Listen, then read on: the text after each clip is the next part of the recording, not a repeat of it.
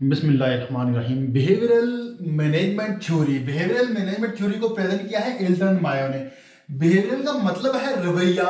ये theory organisation में worker के रवैये के इर्द गिर्द घूमती है। इस थ्योरी के मुताबिक वर्कर्स की हौसला अफजाई की जाती है, उनके बिहेवियर को समझकर उनके बिहेवियर के मुताबिक उनको ट्रीट किया जाता है। वर्कर की तौक़ात, उनकी जरूरियात और उनकी दिलचस्पियों पर फोकस किया जाता है, उनको मद्देनजर रखा जाता है। बस इस थ्योरी में इस बात पर फोकस किया जाता है कि वर्कर्स को कैसे ट्रीट करना है, उनको कैसे हैंडल करना है। इस थ्योरी में 5 बुनियादी कॉन्सेप्ट्स दिए गए हैं, इनको हम वन बाय वन डिस्कस करेंगे। सबसे पहला कॉन्सेप्ट है मोरल, अखलाकी मयार, अहमियत, एज़म वगैरह। ऑर्गेनाइजेशन में काम करने वाले वर्कर्स सेटिस्फाई हों, उनकी फीलिंग्स अच्छी हों, काम करते हुए वो मुतमईन हों, उनको तंग ना किया जाए, वो किसी प्रेशर में ना हों, बल्कि उनको ऐसा माहौल दिया जाए जहां वो उनको किसी तरह का ज़हनी प्रेशर ना हो, वो ज़हनी तौर पर मुतमईन हों, आज़ाद हों।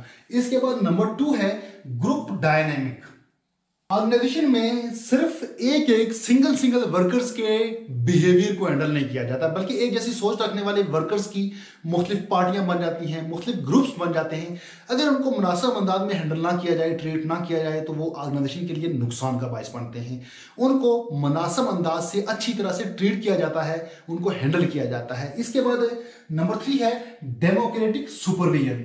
डेमोक्रेटिक सुपरविजन क्या है? ऐसी सुपरविजन जिसमें मैनेजमेंट वर्कर्स के दरमियान एक्टिवली इन्वॉल्व हो जाती है और हर एक वर्कर की रिस्पेक्ट की जाती है, हर एक वर्कर की राय का एहतराम किया जाता है। इसके बाद है personal relation. Personal relation manager का एक ऐसा हथियार है जिसकी मदद से वो अपने ताल्लुकात बढ़ा सकता है, अपने रिलेशन को मजीद वाइड कर सकता है, जिससे ऑर्गेनाइजेशन मजीद मजबूत होती है। बामी एक दूसरे को इज्जत देकर, एक दूसरे की राय का एहतराम करके पर्सनल रिलेशनशिप को इंप्रूव किया जा सकता है। इसके बाद है बिहेवियरल मोटिवेशन। ऑर्गेनाइजेशन में वर्कर्स को बहुत सारी उम्मीदें होती हैं, बहुत सारी तौक़ात होती हैं, कुछ रिवार्ड्स मिलने की उम्मीदें होती हैं, कुछ सज़ा से बचने की उम्मीदें होती हैं। अगर तौक़ात के मुताबिक, उम्मीद के मुताबिक रिवार्ड मिल जाए तो मोटिवेशन डेवलप होती है, रवैया बदल जाता है, बिहेवियर चेंज हो जाता है, और इस तरह की चीज़ें ऑर्गेनाइजेशन में होनी चाहिए। ये बिहेवियरल मैनेजमेंट थ्योरी की मुख्तसर सी वीडियो थी। उम्मीद करता हूँ कि आपको समझ आई होगी। तो मिलते हैं नेक्स्ट टॉपिक में, तब तक के लिए अल्लाह हाफ़िज़।